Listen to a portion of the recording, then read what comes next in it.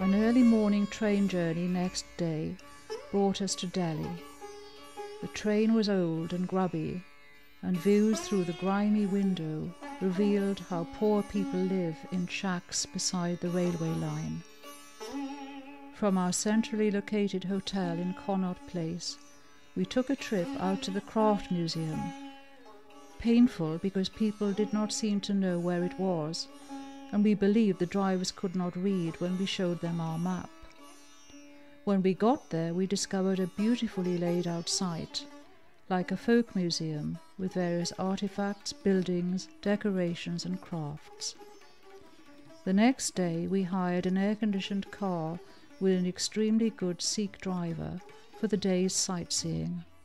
Our first stop was Humayun's tomb, a garden tomb with an imposing double dome, considered to be the first great Mughal mausoleum in this region. It was very tranquil, as there were few people there. The Lodi Gardens, the green lung of Delhi, was next on the list. Very pretty with various tombs and decorations, all in a lovely setting. Obviously a favourite venue for school outings, and we saw some delightful small school children who were very keen to pose to have their photos taken. Indira Gandhi's house was next, and here we saw documents, photographs, gifts she had been presented with, the sari she wore when she was assassinated, the itinerary for the day she was killed, when she was to have had dinner with Princess Anne in the evening, and the path on which her Sikh bodyguards shot her, now covered with rippled glass as a memorial to her. Continuing the memorial theme, we visited Mahatma Gandhi's house. We saw the room where he spent the last 60 days of his life and traced the path with footprints on it leading to the place where he was shot.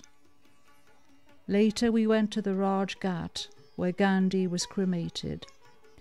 A simple shrine with music playing marked the spot. We made a brief visit to the Rakhtra Party, designed by Edwin Lutyens. Brief because vehicles were not allowed to stop there. We saw the President's residence, built for the Viceroy, the ornate iron gates, and the Parliament House. Our driver took a special interest in showing us the Sikh Gurdwara.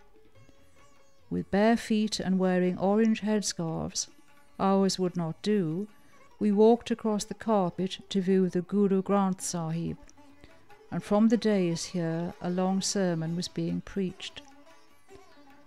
After visiting the communal kitchens, we saw the large pool where they bathe, and in the courtyard we were given amrit, a sweet paste, rather like Holy Communion. We also saw the large gold domes close up. A short visit was made to the Jami Masjid, India's largest mosque. It looked somewhat dilapidated, and an exorbitant sum was demanded to take photos.